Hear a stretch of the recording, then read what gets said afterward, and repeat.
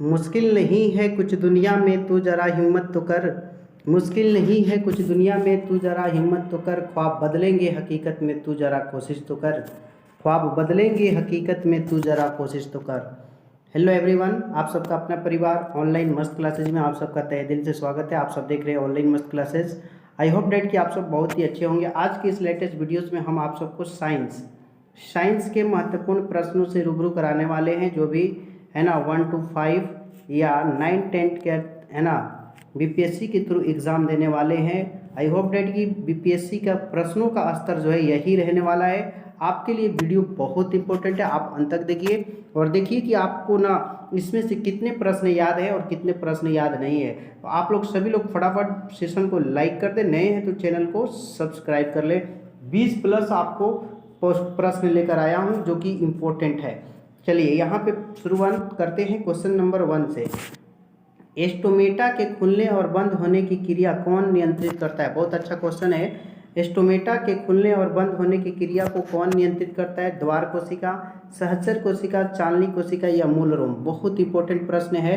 तो यहाँ पे आपको देखिए एस्टोमाटा, पत्तियों में देखिए छिद्र पाया जाता है, पत्तियों में छोटे छोटे रंध्र पाया जाता है, छिद्र, जिसको हम क्या कहते हैं? एस्टोमाटा। ओके, क्या कहते हैं? एस्टोमाटा। तो इसको नियंत्रित कौन करता है? तो यहाँ पे 1 का ए बिल्कुल सही हो जाएगा। द्वार कोशिका बिल्कुल सही है, पहले का ए इज राइट आंसर, द्वार कोशिका। याद रखिएगा द्वार कोशिका होगा। दूसरा है कि निम्नलिखित में कौन वृक्क की रचनात्मक एवं क्रियात्मक इकाई है? पहला ऑप्शन है न्यूरॉन, दूसरा है नेफ्रॉन, तीसरा है ग्लोमेरुलस और तीसरा है नीलय।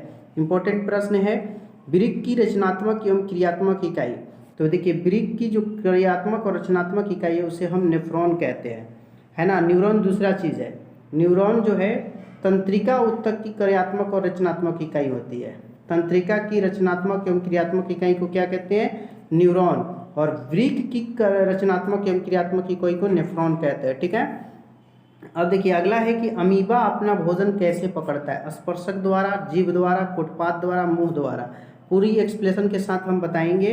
अमीबा जो है ना अपना भोजन कुटपाथ के द्वारा पकड़। देखिए अमीबा का इस तरह से कोई फिगर होता है, तो यहाँ पे देखिए एक ऐसा घुमा हुआ है ना आकृति बन जाता है, इसको हम क्या कहते हैं? कुटपाथ कहते हैं। इसी कुटपाथ के द्वारा अमीबा जो है अपना भोजन को कैच करता है, पकड़ता है। ठीक है। आगे देखिए 4 नंबर है कि निम्नलिखित में कौन सा एंजाइम वसा पर क्रिया करता है? पेप्सिन, ट्रिप्सिन, लाइपेज या एमाइलेज? इंपॉर्टेंट प्रश्न ये भी है, कौन सा एंजाइम वसा पर क्रिया करता है?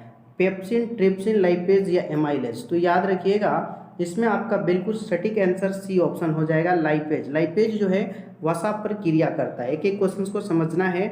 5 नंबर है कि किस प्रकार के श्वसन में अधिक ऊर्जा मुक्त होती है? वायवीय, अवायवीय, सी है ए और बी दोनों, इनमें से कोई नहीं।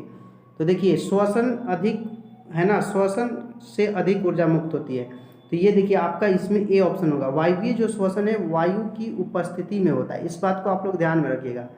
वायु की उपस्थिति में वायवीय श्वसन होता है। ठीक है ना, 5 का ए सही होगा। अवायवीय वायु की अनुपस्थिति में होता है। ओके। 6 नंबर देखिए जो कि इम्पोर्टेंट प्रश्न है ना, 2020 में इसको पूछा था। मछली का श्वसनांग है ट्रैकिया, गिल्स, त्वचा या फेफड़ा? इंपॉर्टेंट प्रश्न है। मछली का श्वसन अंग है, तो देखिए मछली जो है अपना श्वसन जो है गिल्स के द्वारा करती है। ठीक है। और मनुष्य जो होता है वो फेफड़ा द्वारा अपना श्वसन करता है। ओके। और ये ट्रैकिया जो होता है ना, इसको भी याद रखिएगा, ट्रैकिया से तिलचट्टा श्वसन करता है। ठीक है, तिलचट्टा। ओके ना, याद रखिएगा तिलचट्टा का श्वसन अंग ट्रैकिया, गिल्स मछली, फेफड़ा जो है मनुष्य के लिए श्वसन अंग है। ओके। आगे देखिए है कि पौधों में गैसों का आदान प्रदान किसके द्वारा होता है? बहुत अच्छा प्रश्न है। रंध्र, जड़, तना या टहनी? इंपॉर्टेंट प्रश्न। देखिए इसका जवाब आपका क्या होगा? पौधों में जो होते हैं गैस, उसका आदान प्रदान रंध्र होता है। यह भी याद रखिएगा पौधे जो होते हैं वो CO2 को छोड़ते हैं, ग्रहण करते हैं। CO2 को क्या करते हैं? ग्रहण करते हैं और ऑक्सीजन को छोड़ते हैं। ठीक है ना, ऑक्सीजन को छोड़ते हैं। ओके। एक एक पॉइंट्स को आप लोग केयरफुल्ली याद रखेंगे। चलिए आगे बढ़ते हैं। यहाँ पे देखिए निम्नलिखित में सबसे तेज धड़कन किसका होता है? सबसे तेज धड़कन व्हेल, मछली, चूहा, हाथी या आदमी? ठीक है। हाँ, तो देखिए सबसे तेज धड़कन जो होता है वो आपका डी ऑप्शन है ना, सॉरी डी नहीं, चूहा होगा। B option is right answer. चूहा का जो धड़कन होता है सबसे तेज होता है। और आदमी जो होता है उसकी धड़कन 1 मिनट में 72 बार धड़कता है। इसे भी आप लोग याद रखिएगा। ओके, चलिए चूहा को देखिए बहुत डर जाता है बहुत पहले, उसका हृदय धड़कन जो होता है बहुत तेज होता है। 9 है कि सजीव द्विधारियों द्वारा किस प्रकार के नाइट्रोजन पदार्थ का उत्सर्जन होता है। सजीव द्विधारियों द्वारा है ना, नाइट्रोजनी पदार्थ, अमोनिया, यूरिक अम्ल, यूरिया या इनमें से सभी। तो देखिए यहाँ पे आपका बिल्कुल 9 नंबर में 100% राइट आंसर देखिए अमोनिया भी है, यूरिक अम्ल भी है, यूरिया भी है। तो इसलिए यहाँ पे आपका डी ऑप्शन बिल्कुल सही हो जाएगा। सभी जीवधारी के द्वारा किस प्रकार का नाइट्रोजन पदार्थ, तो सभी हो जाएगा, D is right answer. Okay, 10 number है अमीबा में अधिकांश पोषण कैसे होता है। शाकाहारी, अंतर्ग्रहण, सर्वाहारी या स्वपोषी। ओके, तो अमीबा में जो है ना अधिकांश जो पोषण होता है वो आपका बिल्कुल सही जवाब B option is right answer है ना। अमीबा में अधिकांश पोषण कैसे होता है, अंतर्ग्रहण द्वारा। कौन सा ऑप्शन आपका बी इज राइट आंसर, अंतर्ग्रहण। ठीक है, बी बिल्कुल सही है। और आगे देखिए 11 नंबर क्वेश्चन की तिलचट्टा में कितने जोड़े रंध्र पाए जाते हैं। 2 जोड़े, 8 जोड़े, 10 जोड़े या 6 जोड़े। इंपॉर्टेंट प्रश्न है तिलचट्टा में श्वास रंध्रों की संख्या। तो यहाँ पे 11 में आपका बिल्कुल ही सही जवाब सी इज राइट आंसर, 10 जोड़े रंध्र पाए जाते हैं। ठीक है, सी बिल्कुल सही है। ओके, आगे बढ़ते हैं 12 कि प्रकाश संश्लेषण की क्रिया होती है फसलों में, जंतुओं में, हरे पौधों में या परजीवों में। ओके, यहाँ पे आपका देखिए प्रकाश संश्लेषण की क्रिया जो होती है प्रकाश की उपस्थिति में होती है और यह क्रिया सिर्फ और सिर्फ हरे पौधों में होती है। ठीक है, यहाँ सी इज राइट आंसर। ओके ना, सी बिल्कुल सही है। आगे देखिए 13 फ्लोएम ऊतकों द्वारा कार्बोहाइड्रेट का परिवहन होता है ग्लूकोज के रूप में, फ्रक्टोज के रूप में, लैक्टोज के रूप में या सुक्रोज के रूप में। इंपॉर्टेंट प्रश्न ये भी है। तो देखिए फ्लोएम ऊतकों द्वारा कार्बोहाइड्रेट का जो परिवहन होता है वो आपका सुक्रोज के रूप में होता है। किसके रूप में, sucrose, D is right answer. Okay, और 14 है कि मनुष्य में वृक्क किससे संबंधित है, पोषण, श्वसन, परिवहन, उत्सर्जन। इंपॉर्टेंट प्रश्न। तो यहाँ पे देखिए मनुष्य में जो वृक्क है वो आपका उत्सर्जन से संबंधित है। जो भी अपशिष्ट पदार्थ बनता है उसे बाहर निकाला जाता है, वृक्क उसमें सहायता करता है। ओके, आगे देखिए किसकी उपस्थिति के कारण जो है ना पौधे जो है का रंग जो है हरा होता है।